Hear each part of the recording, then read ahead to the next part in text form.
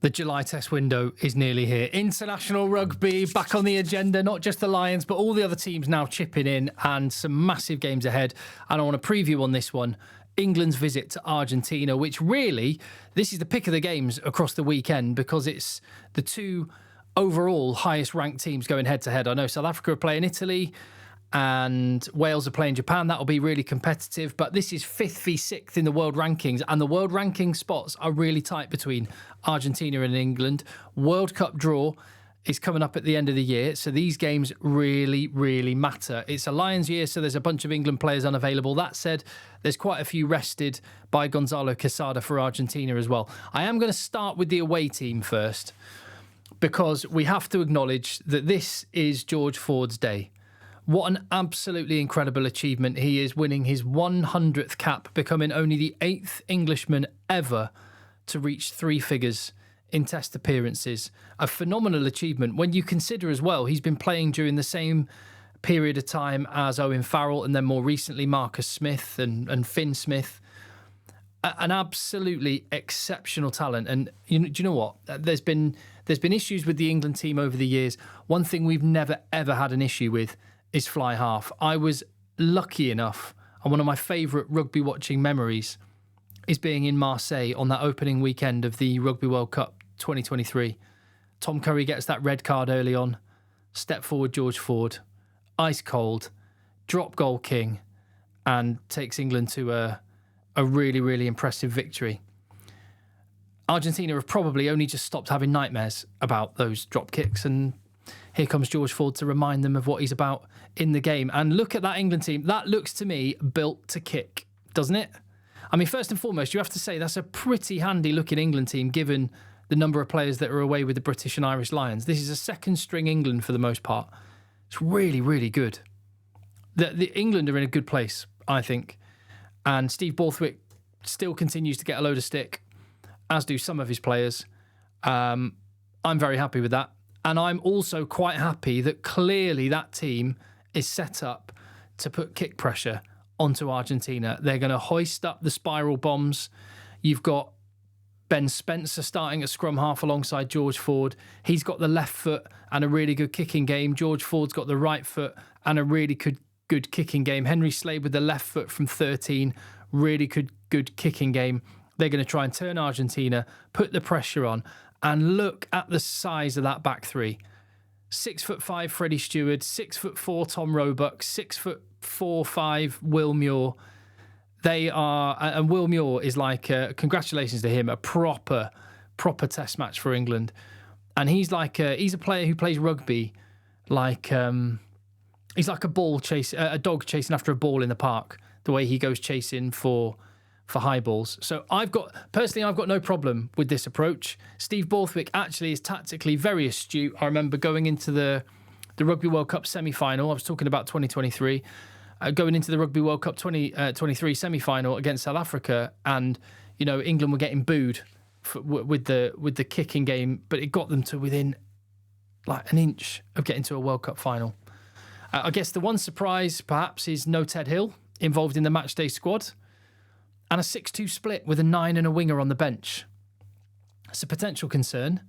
I mean, Henry Slade can cover lots of positions in the back line. He could go back to 15 or step up to 10. Caden Murley for Harlequins, I remember him playing a bit at 13 in the past, but not really. One thought, is this potentially the Freddie Stewart moving to 12 potential? Could he maybe be moved there during the game? I would say that's unlikely because the centre replacements aren't really there. I would have expected to have seen Oscar Beard or Max Ajomo. They can play 12, they can play on the wing. That might have made more sense. Certainly more sense than having Alex Dombrandt in a 6-2 split when you've got Guy Pepper and Chandler Cunningham South. Having Guy Pepper and Dombrandt feels excessive when you could have had a little bit more balance on the bench, but it's a risk. Could backfire, could pay off. And Chandler Cunningham South, I thought he was going to be a lock. Looks like he is being thought of more as a lock now. Number 19, bit of an Emmanuel Meafu, just absolute unit in the engine room. And he will be coming on presumably to replace either Charlie Ewels or Alex Coles. That's if Charlie Ewels hasn't got a red card.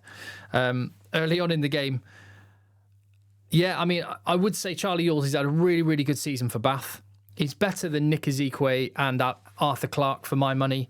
I thought Chandler Cunningham South may start there and Ted Hill may be on the bench covering second row, back row. Let's see how Charlie Ewels goes. I mean, maybe it's part of a tactic. Steve Borthwick's thinking Charlie Ewels will go on there, get another red card, and then George Ford will knock over the drop goals.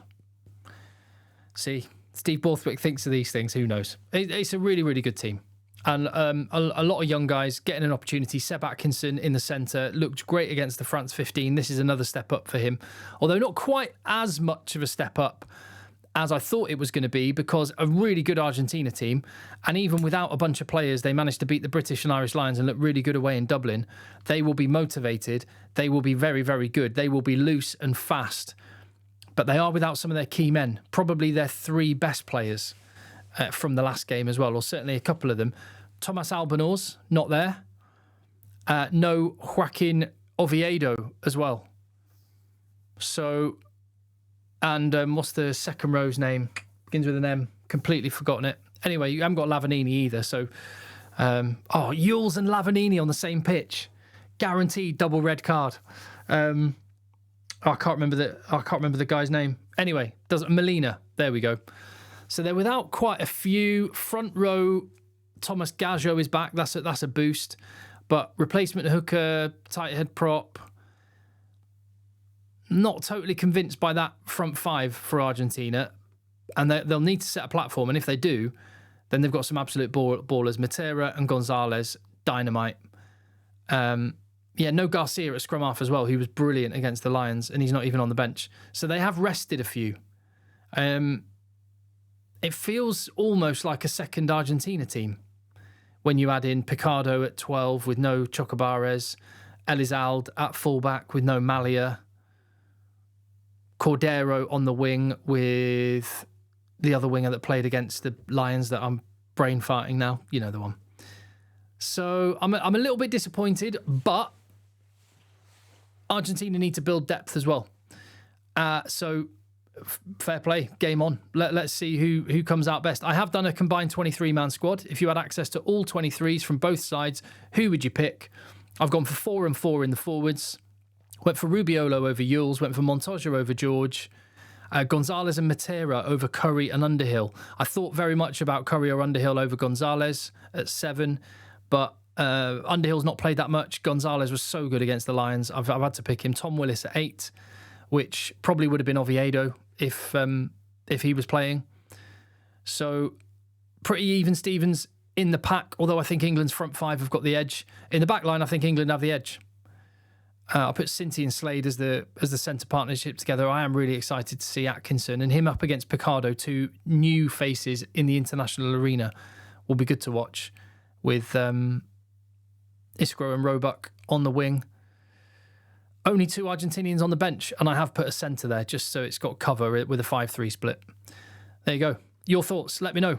And congratulations again to George Ford. We have got, fortunately, in the UK, the weather forecast for tomorrow is rubbish, which is just as well, because it means I can sit in front of the telly, completely guilt-free, watching rugby all day long, and bringing you updates here on the channel. So hit subscribe, check in all day tomorrow, and get stuck in the comments down below.